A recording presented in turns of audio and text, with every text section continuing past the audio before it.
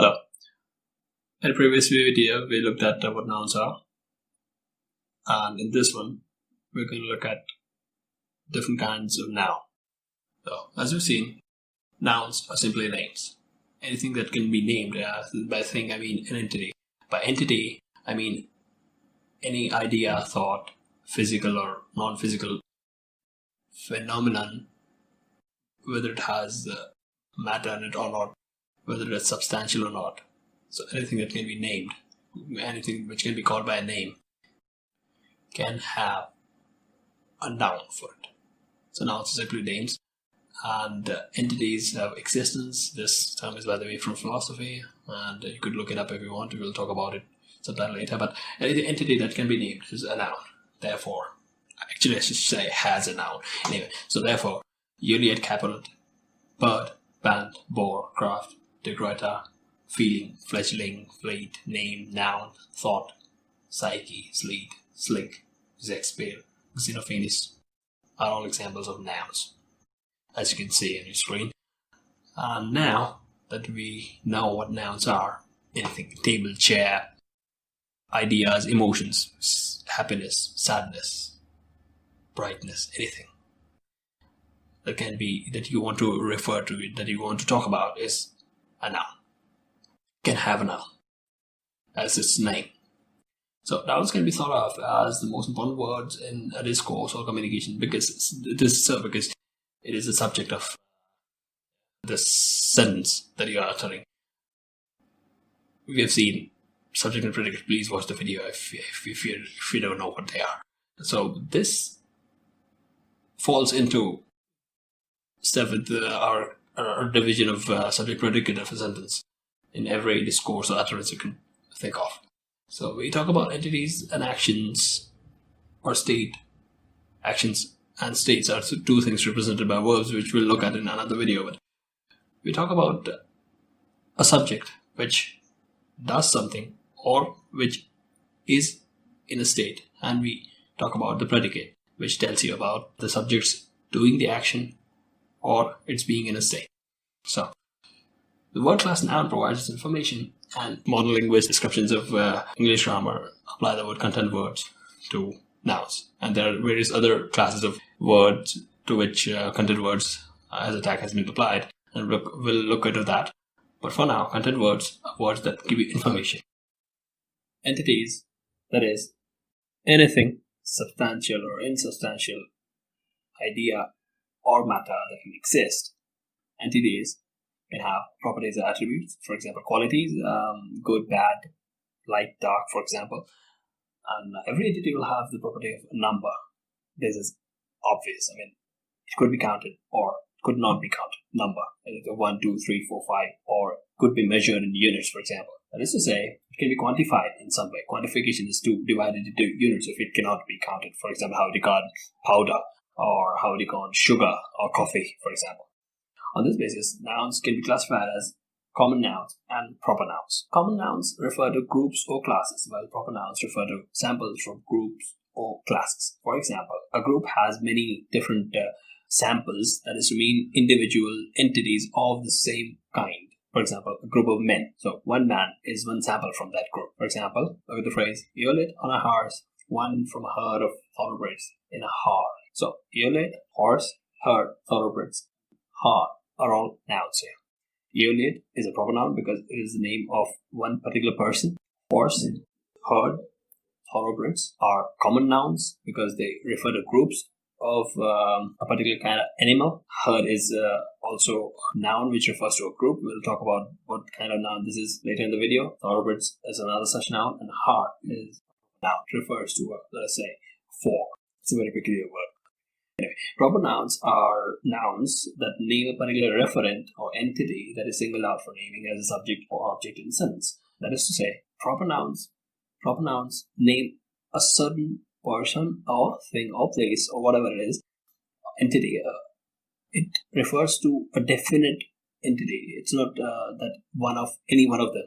It's certain that this object or entity or referent is being referred to. A referent is simply the thing, person, place, or using the generic term entity, idea, thought, whatever can exist, whatever you can think of, it is that referent, that which is referred to, that which is being talked about. So, a particular sample from an ensemble or group.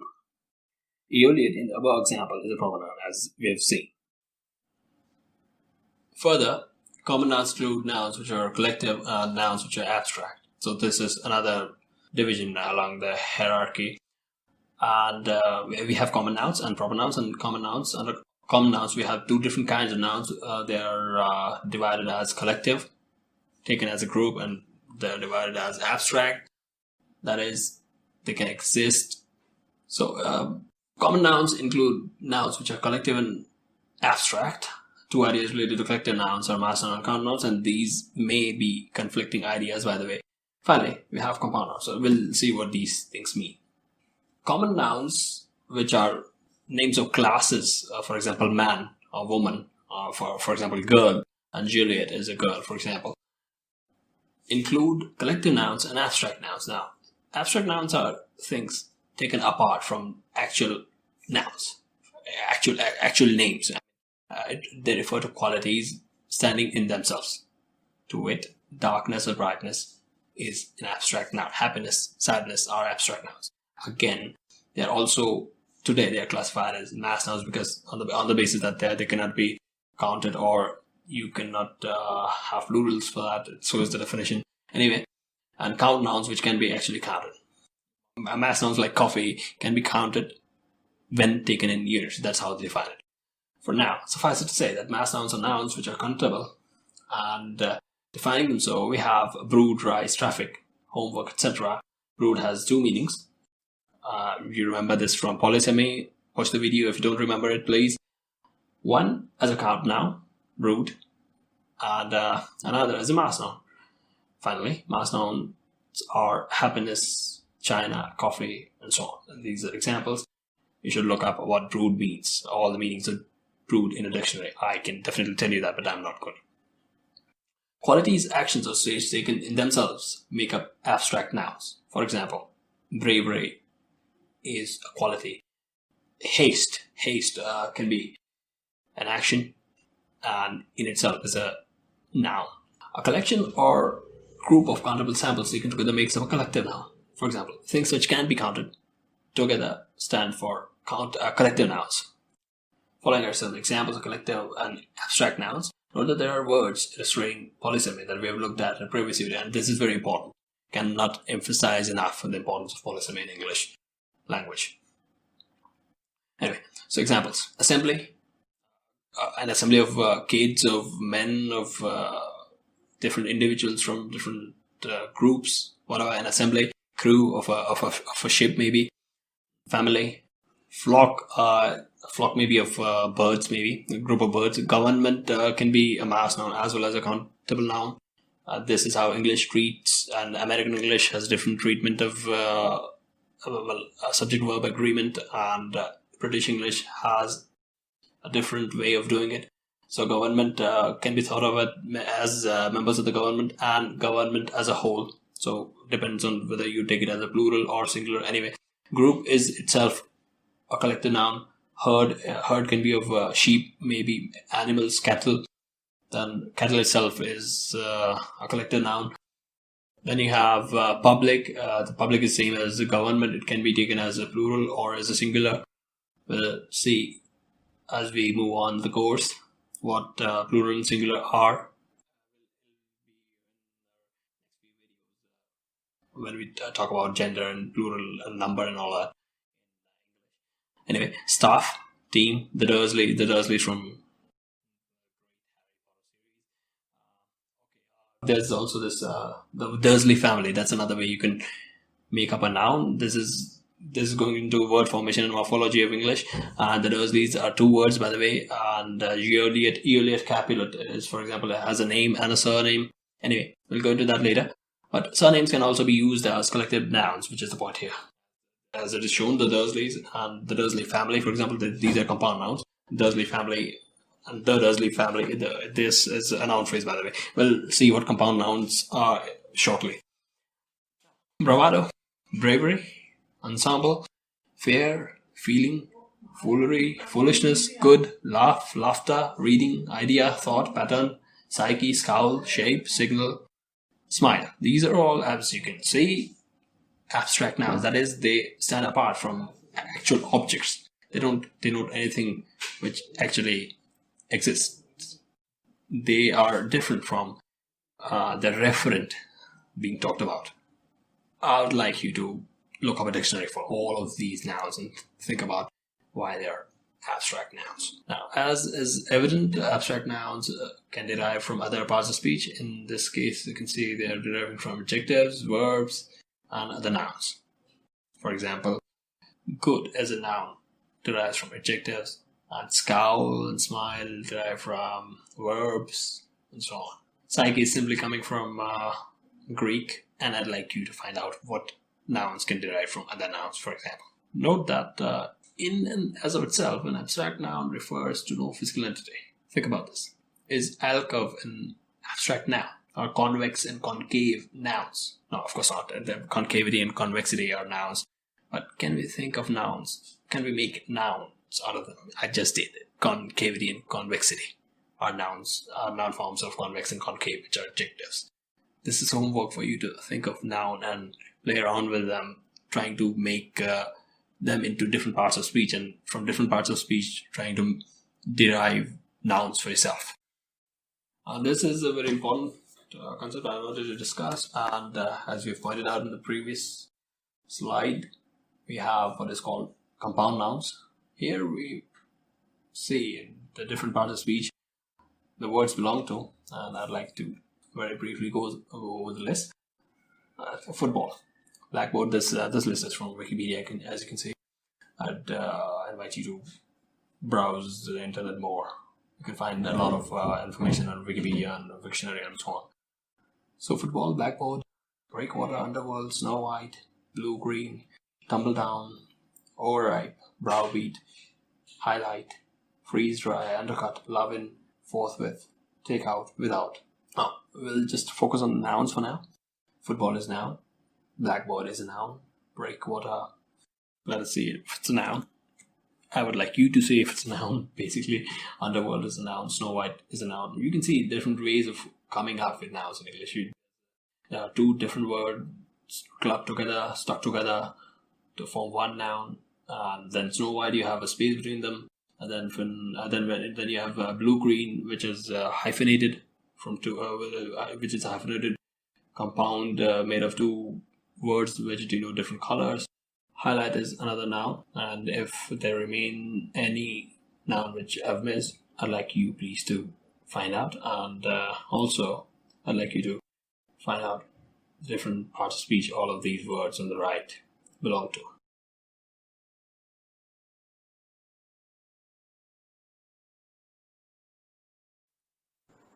Here's an example for identifying nouns.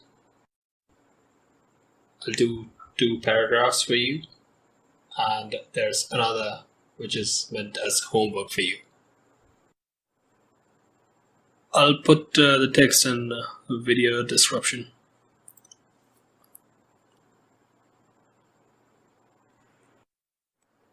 Before we start, I just want to tell you 2 things. As I said, nouns are the most important words in a sentence. Now, as we do this, as we try to find out nouns in a sentence, you have to keep in mind just 2 things. First, that nouns are words that the sentence is about. It can be in the form of a subject or an object in the sentence, but let's not go into that right now. Just remember, nouns are words that the sentence is about. Then, nouns are words that take part in actions. Now let's start tagging words in the 2 paragraphs. A man with a reflective turn of mind, walking through an exhibition of this sort, will not be impressed, I take it, by his own or other people's hilarity. Now, here, when you don't know anything about nouns or English at all, all you do is think about what is happening. You figure out that by this group of words. But we don't need to go into that right now. I'm assuming that you know enough English to wade your way through different parts of speech. So man here is obviously a noun. So are turn and mind. But what is of importance to me is to tell you that turn of mind together make up this one noun that the adjective reflective modifies. Next, a noun we've seen already is exhibition. The sort will not be operated as a verb. It's doing the work of a verb. It's representing an action. I take it is a clause in itself. But we don't need to go into that right now. We're just looking at nouns at the moment. Peoples and hilarity are two different nouns. Peoples is in the possessive case. We'll discuss what the possessive case is later. But people's hilarity is a noun made up of these two words. Then, next sentence. An episode of humor or kindness touches and amuses him here and there. A pretty child looking at a gingerbread stall. A pretty girl blushing whilst her lover talks to her and chooses her faring. Poor Tom Fool yonder behind the wagon, mumbling his bone with the honest family which lives by stumbling. But the general impression is one more melancholy than mirthful. Now, episode, humor, kindness. There are three nouns, but also, as it was in the case of turn of mind, this group of words make up this noun, episode of humor or of kindness. That's how the preposition takes the two nouns.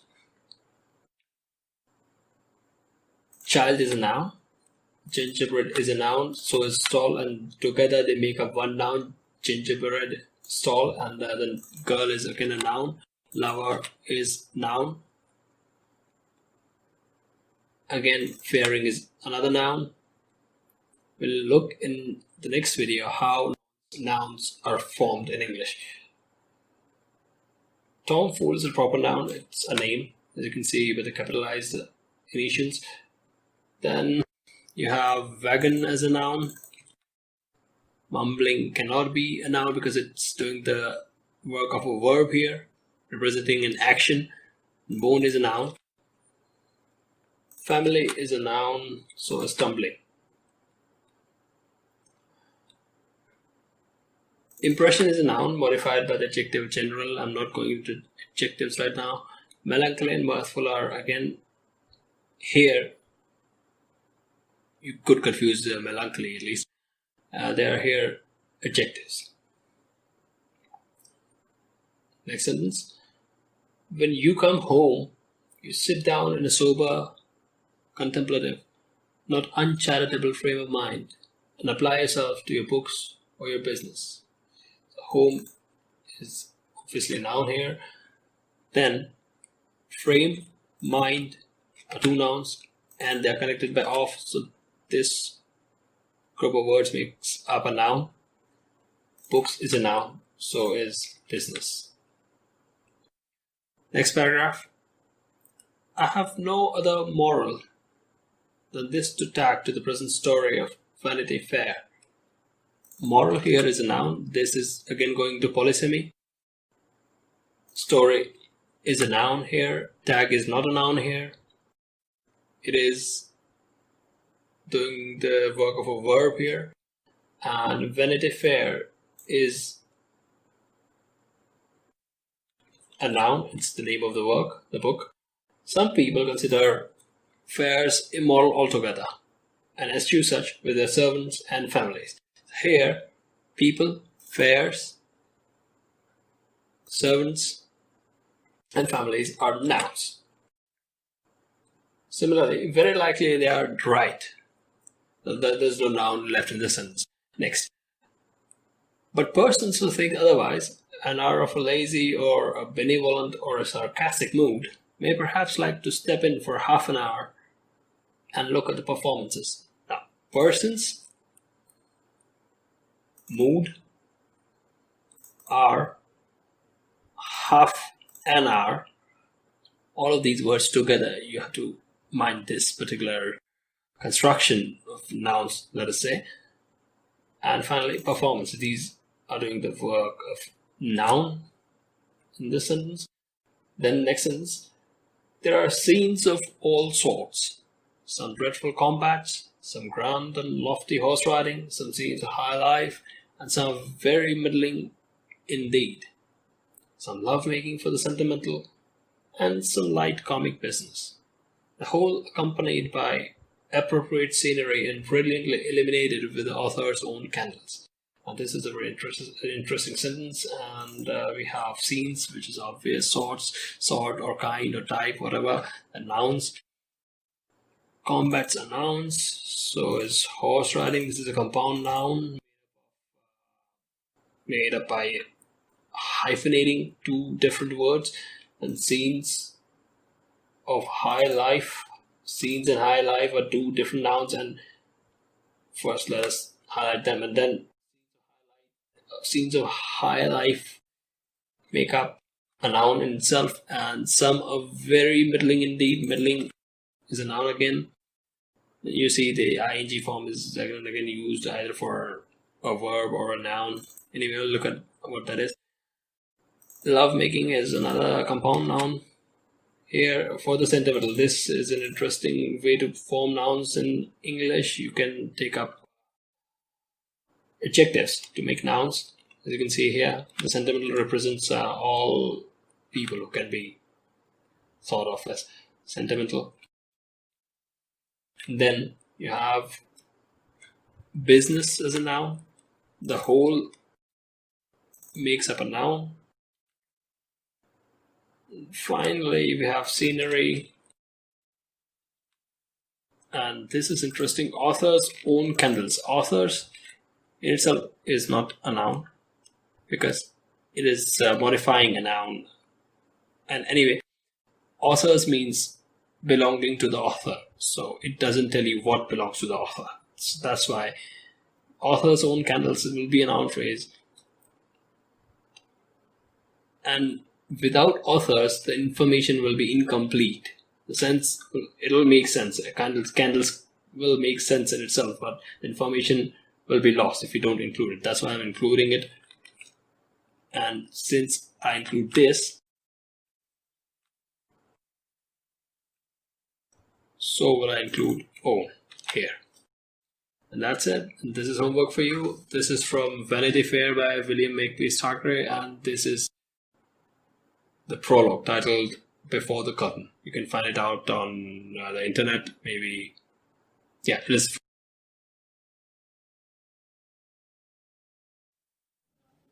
Now let's look at some exercises. Instructions on your screen.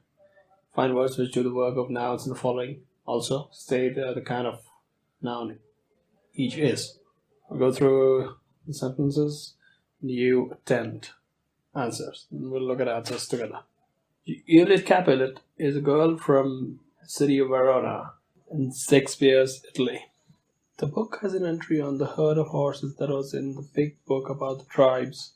To Ginevra, Fred and George presented something from off the famed shelves of history. Good things and bad Fabi saw in life lived like a lolla. Man is by nature a social animal. An individual who's unsocial naturally and not accidentally is either beneath our notice or more than human. Society is something that precedes the individual. Anyone who either cannot lead the common life or is so self-sufficient as not to need to, and therefore does not take part of society, is either a beast or a god, said Aristotle. He who fights with monsters should look to it that he himself does not become a monster. And if you gaze long into an abyss, the abyss also gazes into you, said Nature, and Beowulf covered. Answers to exercise 1. Juliet Capulet is a girl from the city of Verona in Shakespeare's Italy. Juliet Capulet is a name. It has a surname and a name, and it can also have a middle name, by the way, names of persons, And a girl from the city of Verona is a phrase. It's a noun phrase. please look up what noun phrases are or watch my video. Girl, city, Verona, and Italy are obviously names. They are names of other. The girls is a common noun. City is a common noun. Verona is a proper noun. Italy is a proper noun. Aeolian and Capulet are proper nouns. Next, the book has an entry on the herd of horses. That was the big book of the herd, about the tribes. The book, an entry on the herd of horses. The big book about the tribes are noun phrases. Book, entry, herd, horses, book, and tribes are nouns. Book, entry, horses, tribes are common nouns. Herd is a collective noun. Stands for a group of horses in this sentence. And that's it. Let's move on to Ginevra, Fred and George presenting something from all the famed shelves of history. Ginevra, Fred and George, shelves, history, a noun, something that is the work of a noun, but it is classed as a pronoun, so something basically is not a noun here. Now, Ginevra, Fred, and George are proper nouns. Now, here, what's important is the use of and here, and we'll comment on it later sometime. Shelves and history are common nouns, the former being in the plural, that is, shelves is in the plural, more than one. Fred and George, the famed shelves of history, the famed shelves are noun phrases. Of history cannot be a noun phrase because noun is missing. It relates some other noun to the object of the preposition of, which the latter governs. That is, of is a preposition and history is playing the part of an object here. So prepositions can have objects and they govern these objects. This is similar to of horses in the previous sentence. The previous sentence was it had a phrase herd of horses. So herd of horses is a noun phrase, but of horses cannot be a noun phrase. Anyway, next we'll see what objects and governing it. This is from if you're interested, you should look up government binding theory and all that. Anyway, let's move on to another point. Good things and bad Tabby saw in life lived like a Lola. First of all, you know the word order. We'll touch upon it later, but it is not the same as subject, verb, object, which is the standardized word order in English. Anyway, so things, Tabby, life, and Lola are nouns. Good things and bad. A life lived like a Lola. A life and a Lola are noun phrases. Thing, Lola are common nouns. Life, in this example, can be thought of as an abstract noun since it derives from a verb. The verb is to live. It may be classed as another kind depending upon the usage, and this is where the dictionary comes in, obviously. Tabby is a proper noun. Thing is a common noun. Life is an abstract noun, as in this sentence.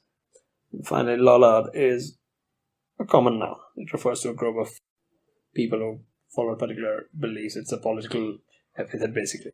Anyway, fifth, man is by nature a social animal. An individual who is unsocial naturally and not accidentally is either beneath or notice or more than human. Society is something that precedes the individual. Anyone who is either cannot lead the common life or is so self-sufficient as not to need to, and therefore does not partake of society, is either a beast or a god, said Aristotle. Man, nature, animal, individual, notice, human, society, something. Okay, not something. It's a pronoun as we discussed. Individual, life, society, beast, god, Aristotle are nouns. Man, in this example, is a collective noun. Nature, abstract, animal, common, individual, common, society, mass noun, individual, common noun, the individual or individual's mass noun, life, an abstract noun, society, a mass noun, beast, a common noun, god, common noun. A social animal, an individual are noticed. The individual, the common life, a beast, and a god are noun phrases. On to the last point in exercise 1. He who fights with monsters should look to it that he himself does not become a monster. And if you gaze long into an abyss, the abyss also gazes into you, said nature, and Beowulf covered. The monsters, monster, abyss, abyss, nature, and Beowulf are nouns. Monsters, collective noun, monster, common noun, abyss, common noun, abyss again, common noun, nature, Beowulf, proper nouns. There are no noun phrases of length greater than one word in this example. Now, this goes back to the definition of what a noun phrase is in terms of the number of words it includes. I would like to summarize all we've looked at up till now. In exercise 1, we saw that there are single words that can be labeled as nouns. We also see that nouns can be made up of more than one word. Now, there are two possibilities: either the words all be nouns or be words from other word classes. Compounds, as you've seen, are a subclass of noun phrases. For example, University of Maryland, etc. College, etc. We've looked at some English compounds in this video, and we'll look at more in time to come. By the way, in linguistics, the term n-gram is used for words occurring relatively more frequently. N can stand for 1, 2 or more if you are a student with computer science or mathematics or science background. You might be familiar with this kind of terminology. Anyway, for example, unigrams mean single words, bigrams mean 2 words, and so on. Collocations and phrasal verbs that frequently occur in groups of 2 or more words. Remember, these pronouncements are based on statistical observations. And for now, I'll leave it to that. Finally, homework. First, identify the parts of speech each of the word may belong to.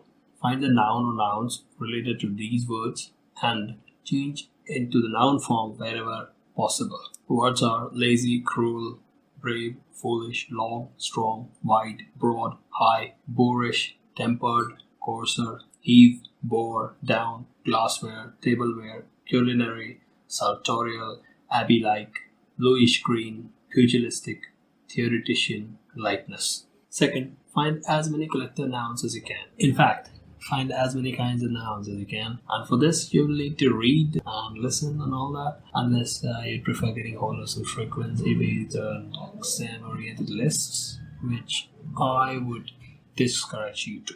Importantly, as you read, keep an eye out for all kinds of nouns